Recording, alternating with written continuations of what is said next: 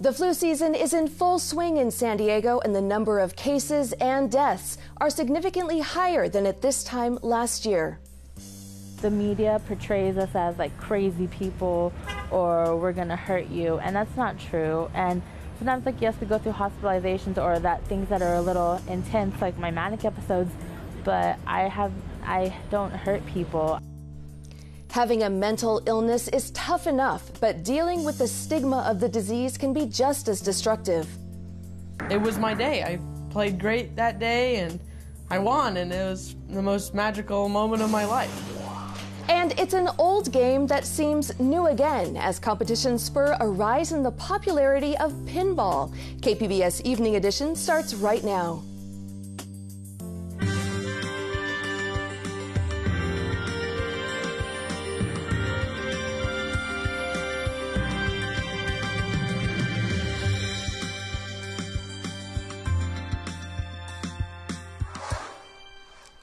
Good evening. Thanks for joining us. I'm Susan Murphy. San Diego County health officials say 45 people have now died in the current flu season. KPBS reporter Matt Hoffman says one of the latest victims is a 12-month-old baby. This is a stern reminder that, influenza is here, it's severe, and we need to do whatever we can to prevent and minimize transmission. At 7,300 confirmed cases, this flu season is now one of the largest in recent years. Last week we reported, over 2,200 cases, and we were hoping that that was the peak. But then this week, as you know, we're reporting over 3,300 cases. Flu season in San Diego typically runs October through late March, with a peak usually happening around February. After it gets pretty high for a couple of weeks, it usually starts going down, and so the question is just when is it going to start going down? So far, 45 San Diegans have died from this season's flu, including a 12-month-old baby. They all have had underlying medical conditions, and those are really cardiac, respiratory, or neurological conditions. Since the flu is spread through close contact, kids who contract the virus are being warned not to go to school. They should stay home. I know that, sometimes things aren't all under your control. You may not have childcare, things like that, but as best as possible, they should try to keep their child at home to avoid spreading it throughout the school community. County health officials say it's not too late to get a flu shot, and for those who think it will make them sick, it's not scientifically possible to get the flu from the vaccine. It doesn't have all the elements that would make you get the actual flu from it. Matt Hoffman, KPBS News. The surge of flu cases is leaving emergency rooms strained and hospitals taking extra precautions. Doctors are urging people with minor flu symptoms to stay at home. Hundreds of people each day have been packing the emergency room at Sharp Grossmont Hospital in La Mesa. So far, we're still on average about 300 patients a day. Some days have been much higher than that. Many of them are flu patients. Emergency Department Medical Director Julie Phillips says they've activated an additional treatment area inside the ER to respond to the influx of patients. They're also working to mitigate the spread of the flu virus. Everyone who arrives needs to wash their hands. They're encouraged to use the hand sanitizers frequently. Everyone with flu symptoms or any other upper respiratory symptoms are wearing masks. Our staffing is wearing masks pretty much around the clock at this point.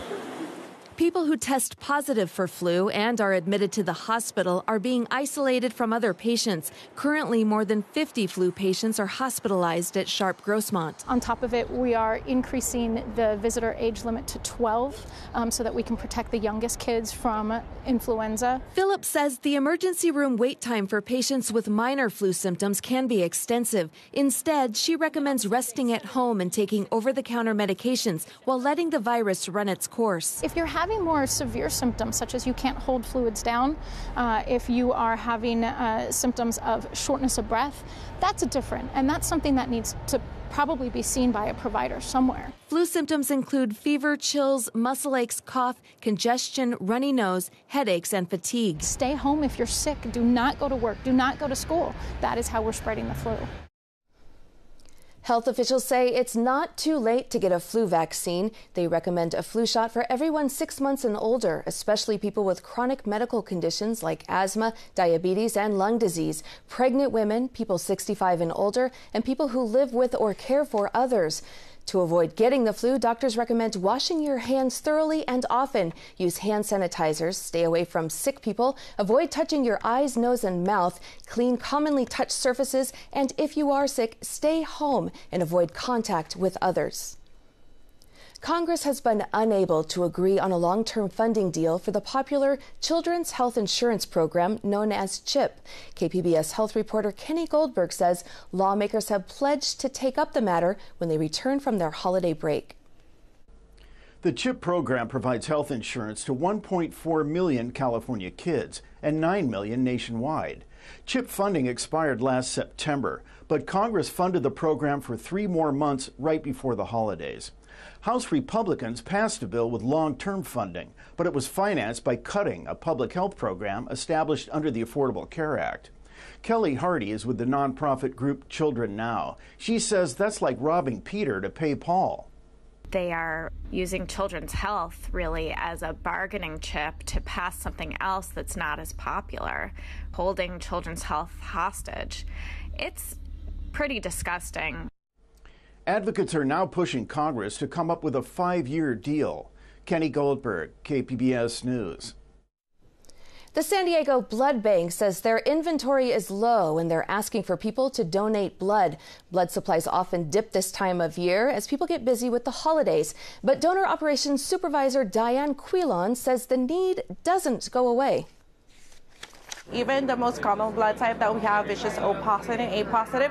We only have a day supply for it, which is not really good because a lot of people needed blood.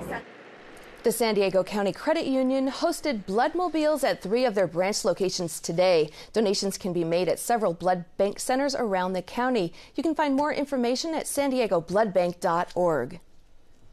The holiday season can be a difficult time of year for people who suffer from mental disorders, but those who need a treatment face a daunting hurdle, the shame associated with mental illness. Nearly 1 out of 5 Americans suffers from mental illness, but that hasn't prevented the stigma associated with it from being a powerful and damaging force. In the first installment of our 3-part series, KPBS health reporter Kenny Goldberg and video journalist Katie Shulove take a look at this stigma and the problems it causes. Evan Hilliard had a tough childhood. His father died when he was 7. Hilliard remembers having his first thoughts of suicide shortly after that. At age 13, Hilliard spent a month and a half in a psychiatric hospital. When he got out, he didn't tell his classmates where he had been. And that was because of stigma, because I didn't want to be labeled. It's already hard to fit into school. So I didn't want any other hardships with that. Hilliard was initially diagnosed with depression. I'm getting tired. Then bipolar disorder. Then schizoaffective disorder. I need a nap. But he never talked about it. In 2011, Hilliard was hospitalized for the 5th time. There you go, $3. When he was released, he decided not to keep his condition secret anymore. I just didn't want to die without anybody knowing who I was.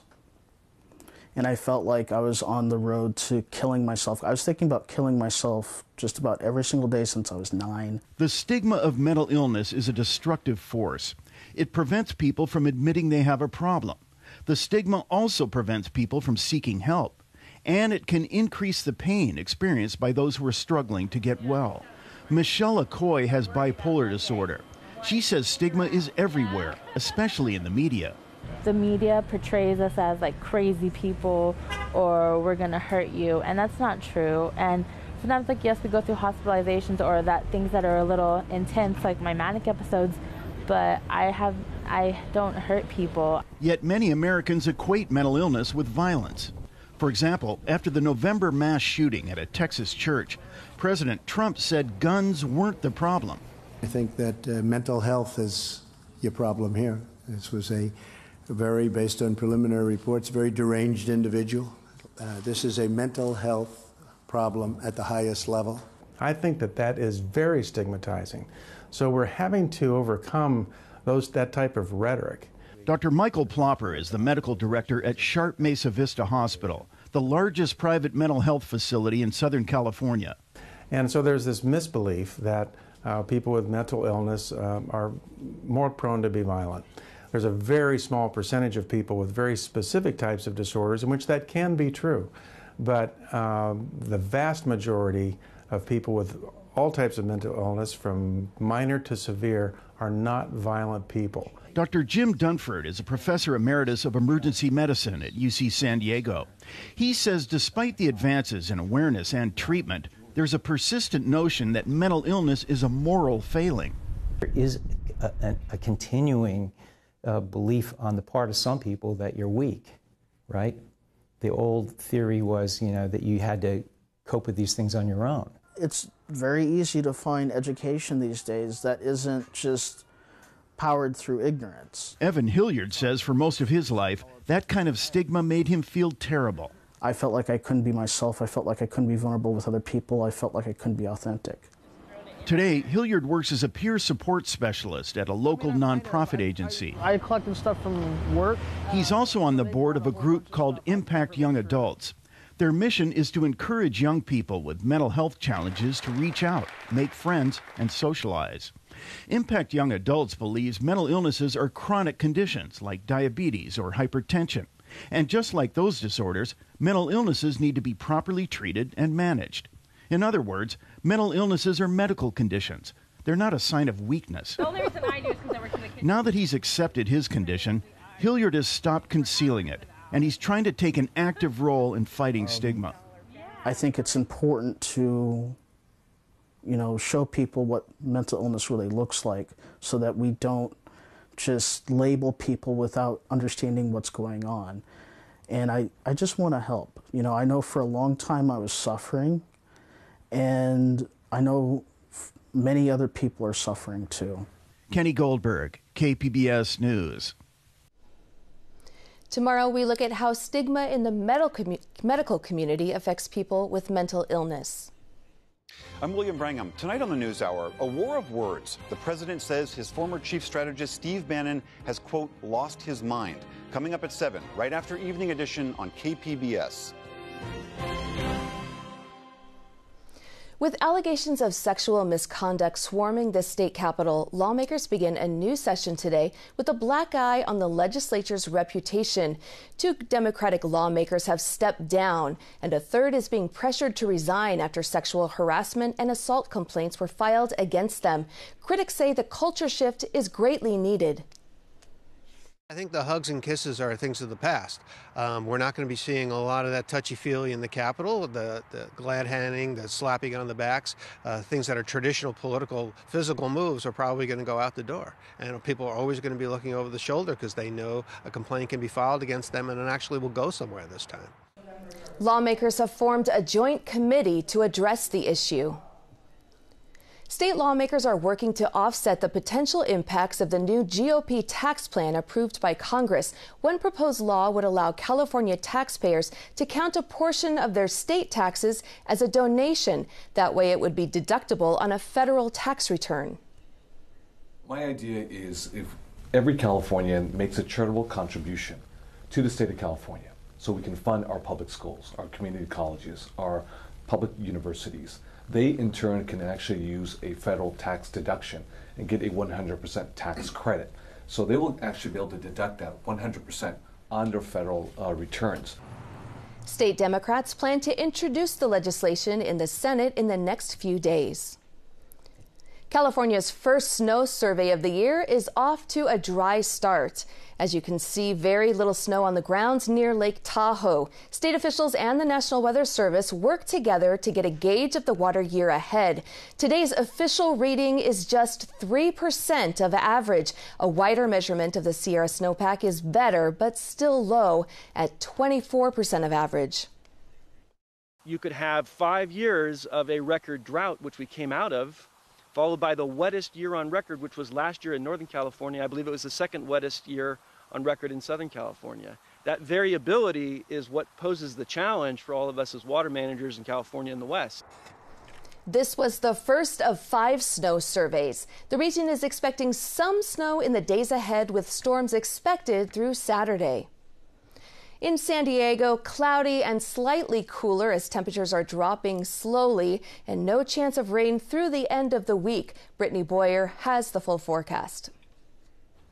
Thanks, Susan. Well, looking at some of our weather headlines here, the rainfall, it's happening right now over California, but it's staying to our north. We'll get slightly cooler as we head into the weekend, and then perhaps it looks like we have a wetter pattern on the way. Yes, wetter, not weather. A wetter pattern coming into our area by the middle of next week. But looking at things now, last couple of hours, the bulk of the rainfall working its way up toward the Bay Area. We will have some clouds around for tonight and perhaps some areas of patchy fog. A low of 53 degrees, and heading into tomorrow morning, this is the temperature that you can expect early on. 41 in Ramona, Mount Laguna 39, Borrego Springs temperatures are going to be in the upper 40s. Your weather snapshot for tomorrow, unfortunately, the moisture is staying to our north. We will have some higher humidity and also a bit more cloud coverage, but the rainfall going to be over the northern half of the state down toward the valleys, and most of this is going to be staying north of Los Angeles. Your temperatures for tomorrow still trending slightly above normal for this time of the year. 71 in San Diego,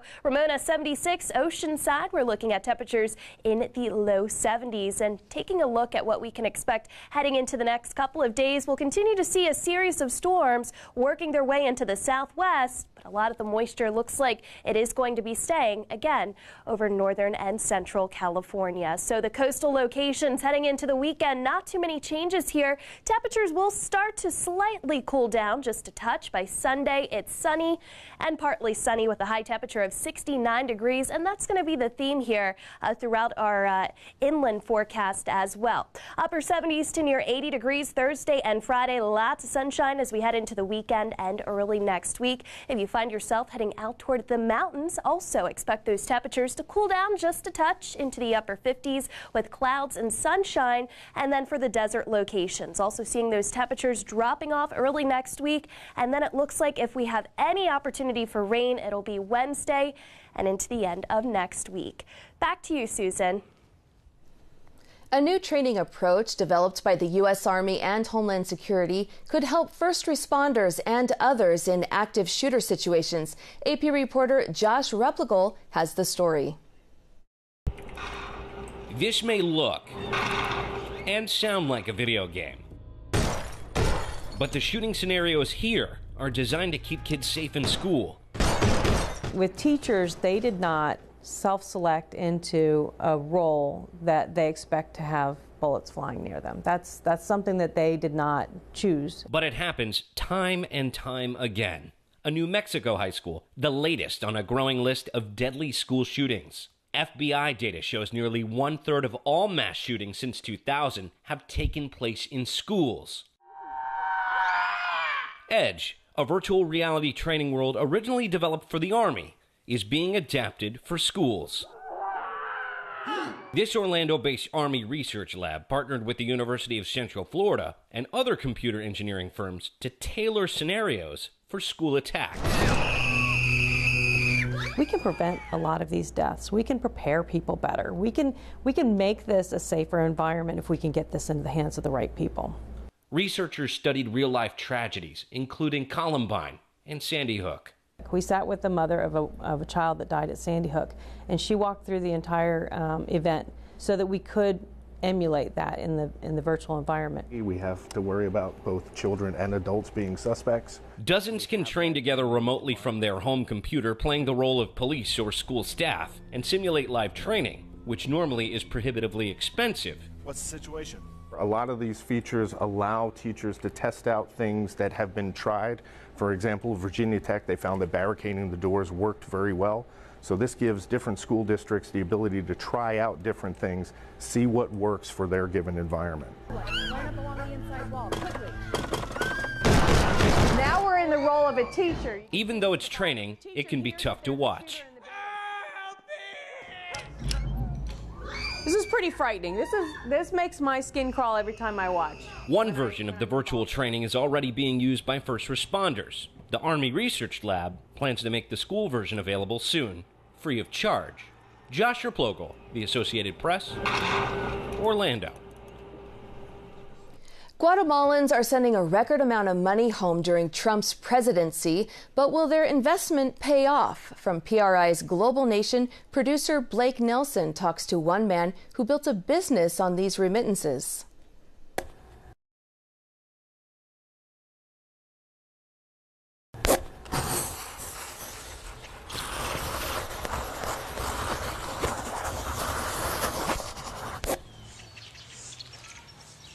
Muchos piensan de que porque estamos en el área rural estamos atrasados o estamos abandonados, pero no. Tenemos casa propia, tenemos terreno, tenemos familia en Estados Unidos, pero no estamos acostumbrados a pedirle dinero. No pedimos. Immigrants in the U.S. have long sent money back home. Those funds, known as remittances, make up 10% of Guatemala's gross domestic product. Otto Garcia's family, however, had never before received regular remittances from their undocumented family in the U.S. That changed late last year when Otto's son, Nolvin Garcia, told a relative about a small business he wanted to start. Había pensado en decirle a él que iba a pedir yo un préstamo a un banco, a una cooperativa realmente, pero entonces él me dijo que tenía algunos ahorros y que él me podía ayudar. Over the first few months of this year, Nolvin's relatives sent him thousands of dollars from the U.S. What changed? In the Trump administration, anyone who has entered the United States illegally is subject to deportation. Since Donald Trump entered the 2016 presidential race, Guatemalan officials have seen a jump in remittances. Almost $7.5 billion has already been sent south this year, a 15% increase from last year. Guatemala's central bank attributed the surge to an improving U.S. economy, an increased number of Guatemalans in the U.S., and, quote, recent announcements and actions that anticipate a more severe immigration policy by the U.S. That last reason, concern over Trump's immigration rhetoric, is what drove Nolvin's relative to get his money out of the U.S. Nolvin, an aspiring doctor, used the money to start a pharmacy, which he named after his late grandmother. Ahorita tengo un negocio en donde tengo a 2 empleadas, entonces creé una fuente donde le di una opción de trabajo a 2 personas más. Sí, que más que todo acá me está ayudando bastante por motivo de que conozco los medicamentos, su función. Tengo un contrato por el local que es de 1 año, pero a veces sí tengo miedo que vaya a haber un mes en el que no pueda sacar ni lo de la renta, que no ha pasado desde el principio. Blake Nelson explores the political and economic impact of these remittances and how Nolvin Garcia keeps his pharmacy up and running in Guatemala. You can read more about it at pri.org/globalnation. The old-school arcade game of pinball is no longer just old school. AP reporter Carrie Altenfinger says interest in the game has skyrocketed in recent years, thanks in part to the growing number of pinball competitions held all over the world. Pinball, it's gone up and down in popularity, but it's never been out for the count. Pinball is not going away. It can't be replicated, so I think that's why it never truly goes away. The old-school arcade game is seeing a resurgence due to the increase in pinball competitions like Pinball Expo 2017 in Chicago. Pinball sort of died out in the early 2000s for a while, and then these guys started a ranking system. In 2006, the International Flipper Pinball Association ranked 500 players in 50 competitions worldwide. This year, there were nearly 4,500 competitions with more than 55,000 ranked players. Competitions are held year-round in places like arcade bars, but also in hotels, like the Pinball Expo. Escher Lefkoff was the youngest person to win the Professional and Amateur Pinball Association's World Championships this spring when he was 13. It was my day. I played great that day and I won, and it was the most magical moment of my life. His dad, Adam, a ranked player himself, inspired his son to play when he was just 2 years old. A friendly rivalry has developed in their Colorado household. Now, of course, Escher has won the World Championships. And when we count World Championships in our household, I've won, 0, and Escher has 1. So Escher wins. Games are based on movies like Star Wars or bands like Kiss and Aerosmith. Many are made by Stern Pinball near Chicago. Some employees are avid players, including their marketing guy, who's ranked #1 right now in the world. I don't care where I'm ranked. whenever I get a chance to compete, I want to win. And if I don't win, then, on to the next tournament. The increase in demand is paying off for Stern. 2016 revenue was up 40% over 2015, and this year so far is up 30% over last year. It takes about 30 hours from start to finish. We make roughly 50 games a day. That includes making the cabinets, pressing the play field, positioning the wiring, and installing 3,500 parts. Games are hand-built, so it's not like there's machines automating this. Specially built games waiting for their shot to be played at the World Championships. Carrie Antelfinger, Associated Press. I'm laughing in the face of casualties of sorrow. For the first time I'm thinking past tomorrow. San Diego's run of the hit Broadway musical Hamilton starts this weekend. And while most tickets cost hundreds of dollars, the producer is offering up 35 $10 tickets for each show to be distributed through a lottery. You can enter to win 2 days before each performance. Go to the musical's official website or use the Hamilton iPhone or Android apps. Hamilton is scheduled to run from January 6th through the 28th at the Civic Theater in downtown San Diego. You can find tonight's stories on our website, kpbs.org/evening edition. Thank you for joining us. Have a great evening.